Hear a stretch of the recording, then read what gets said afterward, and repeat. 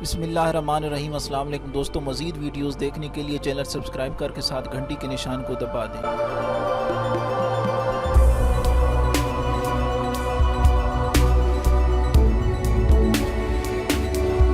Major general Tajammul حسین کو پاک فوج میں ایک پیشہ ور سپاہی کی حیثیت سے خاصی مقبولیت حاصل تھی۔ انہوں نے فروری 1947 میں کمیشن لیا اور اپریل 1976 میں حکومت کے خلاف بغاوت کی منصوبہ بندی کرنے پر انہیں ریٹائر کر دیا گیا۔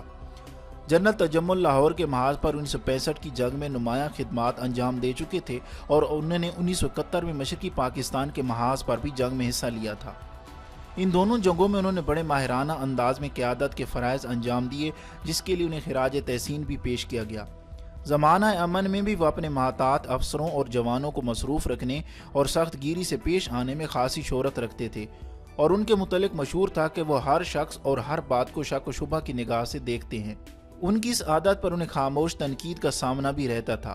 ان کے متعدد محتاط افسروں نے ان کے بارے میں ان الفاظ میں اپنے جذبات کا اظہار کیا: جنرل تجمل کو نہ جانے یہ خوش فہمی کیوں تھی کہ اس ملک میں اور خاص طور پر فوج میں صرف ایک وہ ہی دیانتدار اور سچے ہیں اور باقی سب بد دیانت اور جھوٹے ہیں۔ جنرل تجمل کو اپنی شخصیت کے اس عدم توازن کی وجہ سے خاصے مشکل حالات کا سامنا کرنا پڑا، اور یہی وجہ ہے کہ جب انہیں اچانک ریٹائر کیا گیا تو ایک آنکھ بھی ایسی نہ تھی جس میں ان کی جدائی کے غم میں نمی آئی ہو۔ جنرل تجمل کو نہ جانے کیوں یہ خبت ہو گیا تھا کہ اللہ نے انہیں اس ملک میں خلافت راشدہ کا نظام قائم کرنے کے لیے چن لیا ہے، اور اب اس قوم کی رہنمائی کرنا ان کا دینی فریضہ ہے۔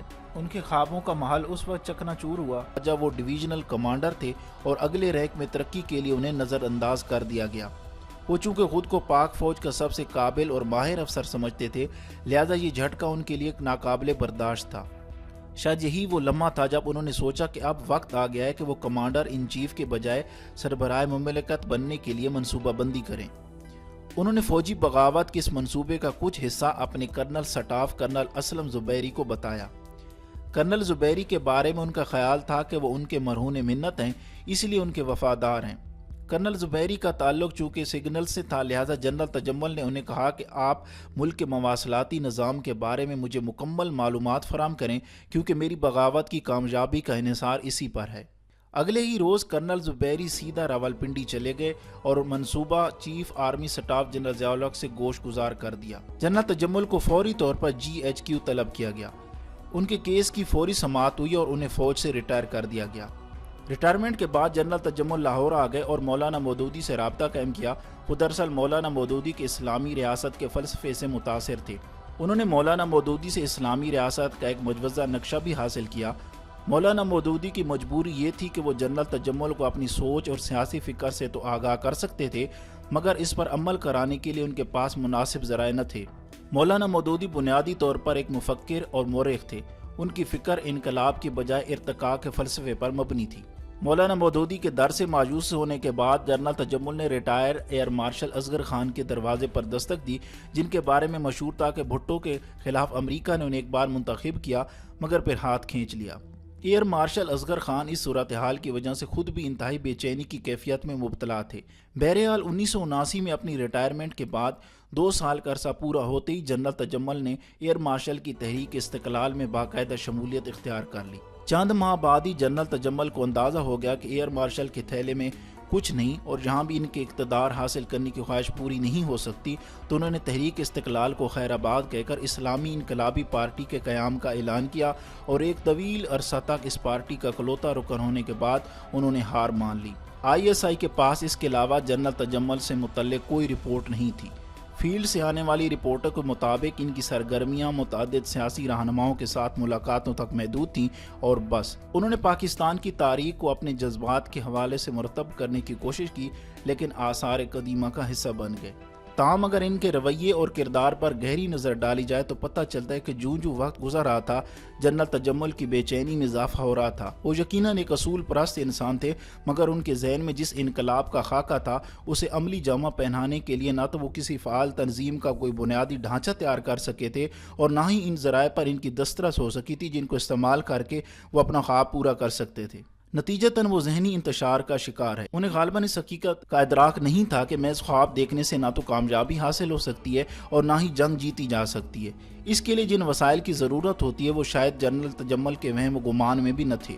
اپنے منصوبے کی تکمیل کے لیے عوام کو اپنا نقطہ نظر سمجھانے اور انہیں اپنے گرد اکٹھا کرنے کی قابلیت نہ ہونے کی وجہ سے انہیں جس ناکامی کا منہ دیکھنا پڑا، اس نے انہیں انتقام کی آگ میں ڈال دیا۔ وہ ذوالفقار علی بھٹو کے شدید ترین مخالف تھے اور انہیں فاشسٹ کہتے تھے۔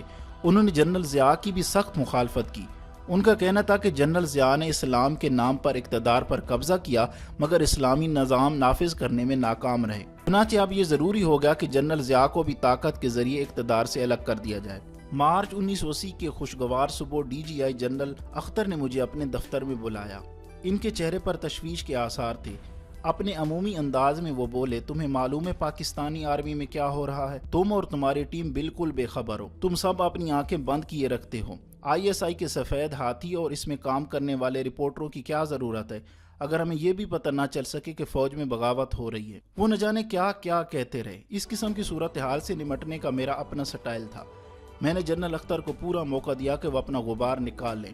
میں اس وقت ان کی بمباری کا اکلوتا نشانہ تھا۔ جب ان کا غصہ کچھ ٹھنڈا ہوا تو میں نے پوچھا، بغاوت کی منصوبہ بندی کون کر رہا ہے؟ کیا تم جنرل تجمل کو جانتے ہو؟ انہوں نے پوچھا۔ جی ہاں، جہاں تک مجھے یاد ہے انہیں بغاوت کے الزام میں فوج سے ریٹائر کر دیا گیا تھا۔ ہمارے پاس ان کی مکمل فائل ہے، میں نے جواب دیا۔ وہ فائل فوراً لاؤ، DGI نے حکم دیا۔ میں فائل جنرل اختر کے پاس لے گیا۔ فائل اپنے طور پر مکمل اور اپ ڈیٹ تھی۔ فائل کا مطالعہ کرنے کے بعد جنرل صاحب کا لہجہ بالکل بدل گیا۔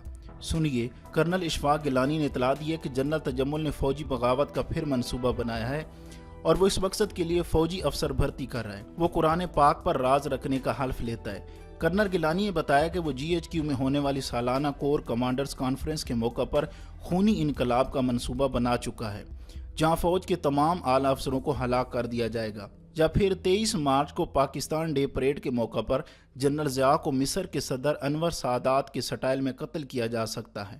انور سادات کے قاتل اسد اسلام ابو علی کی طرح جنرل تجمل کا بیٹا کیپٹن نوید جنرل ضیاء پر گولیاں برسائے گا۔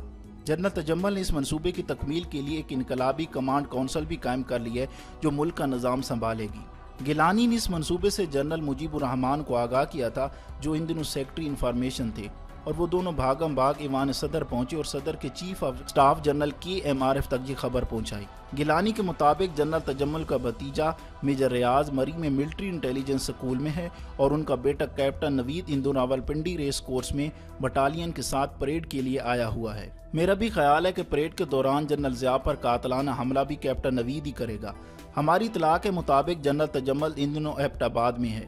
تم ان تینوں کا پتہ لگاؤ، ان پر نظر رکھو اور اگلے احکامات کا انتظار کرو۔ میں نے اپنے آفس جاتے ہی اپنی پوری ٹیم کو اکٹھا کیا اور انہیں ضروری ہدایات جاری کر دیں۔ چند گھنٹوں میں ہم نے تینوں کا پتہ چلا لیا اور ان کی نگرانی شروع کر دی۔ ہم نے حساس معلومات کی نگرانی کا بھی مکمل انتظام کر لیا تاکہ کوئی بھی واقعہ غیر متوقع طور پر رونما نہ ہو سکے۔ اگلے روز ہفتہ وار چھٹی تھی۔ جنرل اختر اور جنرل عارف GHQ میں ڈائریکٹر ملٹری انٹیلیجنس بریگیڈیئر افضل کے دفتر میں آئے اور مجھے بلایا۔ میں نے ان افسران کو اپنی تمام پوزیشنوں سے آگاہ کر دیا۔ مجھے بتایا گیا کہ جنرل تجمل، میجر ریاض اور کیپٹن نوید کو گرفتار کرنے کا فیصلہ کر لیا گیا ہے۔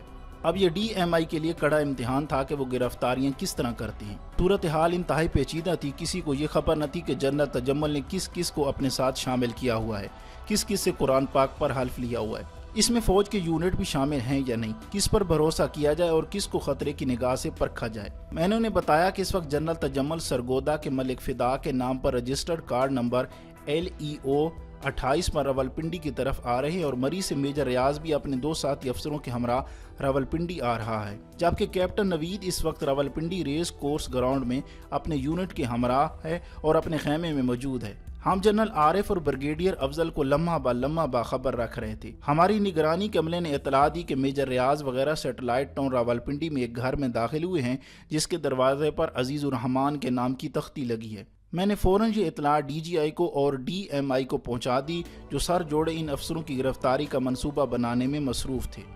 DMI کا خیال تھا کہ ان کی اطلاع کے مطابق میجر ریاض ہی مرکزی کردار ہے۔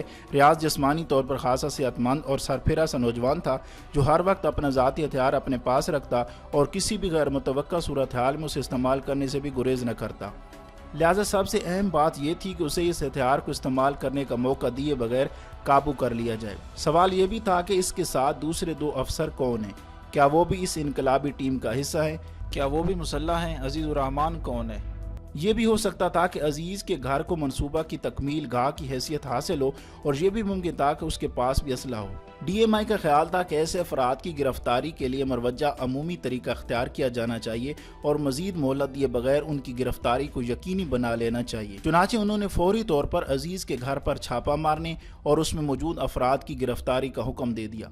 انہوں نے ایک کرنل کو اس ٹاسک فورس کا کمانڈر مقرر کیا اور حکم دیا کہ تم 2 انفینٹری پلاٹونوں کو فوری طور پر اس مشن کے لیے تیار کرو جو پوری طرح مسلح ہوں۔ کرنل ان دستوں کو 5 گروپوں میں تقسیم کیا: نگران پارٹی، گھیرا پارٹی، چھاپہ مار پارٹی، گرفتار کرنے والی پارٹی اور تلاشی لینے والی پارٹی۔ نگران پارٹی کا کام یہ تھا کہ گھر میں آنے جانے والوں پر نظر رکھے۔ چھاپہ مار پارٹی گلی اور ساتھ والے گھروں کی چھتوں پر مورچہ سنبھالے اور گھروں کو پوری طرح اپنے گھیرے میں لے لے۔ چھاپہ مار پارٹی کی ذمہ داری یہ تھی کہ وہ اشارہ ملتے ہی اپنے ہتھیاروں کے ساتھ گھر کی دیواریں پھلانگ کر اندر داخل ہو جائے اور شور مچاتے اور فائرنگ کرتے ہوئے اہل خانہ کو ہراساں کرے، اور تلاشی لینے والا گروپ گھر بھر کے اچھی طرح تلاشی لے اور نقشہ یا کاغذات قبضے میں لے لے۔ جب میں GHQ پہنچا تو دیکھا کہ ہتھیار وغیرہ تیار ہو رہے ہیں اور یہ منصوبہ تقریباً مکمل تھا۔ ہمارا کام یہ تھا کہ ان کی عزیز کے گھر تک رہنمائی کریں۔ میں نے جب یہ منصوبہ سنا تو اس کے خلاف اپنے خیالات کا اظہار کیا۔ میری DMI اور ان کے محتاط افسروں سے خاصی بحث ہوئی۔ میرا موقف تھا کہ اتنی زیادہ فورس استعمال کر کے مشن کے دائرے کو خواہ مخواہ بڑھایا جا رہا ہے، جس کی قطعی ضرورت نہیں ہے۔ میں نے اپنے موقف کی وضاحت کرتے ہوئے کہا کہ اتنی گنجان آبادی میں اتنی تعداد میں اسلحہ اور فوجی دیکھ کر افراتفری مچ جائے گی۔ اس سے صورتحال قابو سے باہر بھی ہو سکتی ہے، افواہیں پھیلیں گی، ہم دشمن کے علاقے میں تو نہیں جا رہے۔ عزیز کے گھر میں اس کے بال بچے بھی ہوں گے اور ہماری اس کارروائی سے کسی بے گناہ کی جان بھی جا سکتی ہے۔ جہاں تک ہمسایوں کے گھروں کا تعلق ہے، یہ کیسے ممکن ہے کہ فوج کی پوری 2 پلاٹونیں دن کی روشنی میں رازداری سے ان گھروں کی چھتوں تک پہنچ جائیں؟ اگر یہ مشن اسی طرح مکمل کیا گیا جیسے DMI نے منصوبہ بنایا ہے تو میں نہ صرف اپنی قوم بلکہ میڈیا کے سامنے بہت سے سوالوں کے جواب دینا پڑیں گے۔ میں نے صاف کہہ دیا کہ اگر آپ کا یہی منصوبہ ہے تو پھر ISI سے لا تعلق رہے گی۔ جب بحث بہت طویل ہو گئی تو DGI نے مداخلت کرتے ہوئے کہا، آپ سب رک جائیں اور یہ کام اس پر چھوڑ دیں۔ پھر انہیں مجھ سے مخاطب ہو کر کہا، ترمزی تم خود جاؤ اور ریاض کو گرفتار کر کے لے آؤ۔ DGI کے اس حکم میں طنز کی بجائے ISI اور مجھ پر اعتماد کا اظہار تھا۔ انہیں یقین تھا کہ ہم یہ مشن بآسانی مکمل کر سکتے ہیں۔ DMI کا چہرہ بھی کھل اٹھا، ان کے سر سے بوجھ اتر گیا کیونکہ اب یہ چیلنج براہ راست میں نے قبول کر لیا تھا۔ کمرہ چھوڑتے وقت میں نے محسوس کیا کہ DGI کا فیصلہ ان کے اعتماد اور محبت کا وماز تھا۔ انہیں اس بات کا خیال بھی ہوگا کہ یہ انتہائی خطرناک مشن ہے اور ISI کی ذمہ داری بھی نہیں ہے۔ ہمارے پاس ایسے چھاپوں کے لیے ضروری ساز و سامان اور افرادی قوت بھی نہیں ہے اور اس سے قبل ایسا کوئی مشن ISI نے مکمل بھی نہیں کیا تھا۔ اس کے ساتھ ساتھ DG یہ بھی جانتے تھے کہ میں اگلے محاذ پر لڑنے والا سپاہی ہوں اور خوف کبھی میری راہ میں حائل نہیں ہوا۔ انہوں نے مجھ سے صرف اتنا کہا، ہتھیار لے لو اور 2 مضبوط آدمی بھی ساتھ لے جاؤ۔ ریاض ایک خطرناک اور وحشی کردار ہے، میں تمہیں زندہ دیکھنا چاہتا ہوں۔ صورتحال ایسی تھی کہ کسی نے بھی مجھ سے میرے لائے عمل کے بارے میں جاننے کی زحمت تک گوارا نہ کی۔ میں GHQ سے سیدھا راولپنڈی میں اپنی کمانڈ پوسٹ پر پہنچا، جلدی اپنی ٹیم کو بریفنگ دی۔ میرے اقدامات یہ تھے۔ دوستو ISI کے مشن کا یہ پہلا حصہ تھا، مشن ابھی جاری ہے۔ ویڈیو کے نیچے کمنٹس میں ضرور بتائیں کہ آج کی ویڈیو آپ کو کیسی لگی۔ اگر ویڈیو اچھی لگی ہے تو اپنے دوستوں کے ساتھ فیس بک اور واٹس ایپ پہ ضرور شیئر کریں۔ ویڈیو دیکھنے کا بہت بہت شکریہ۔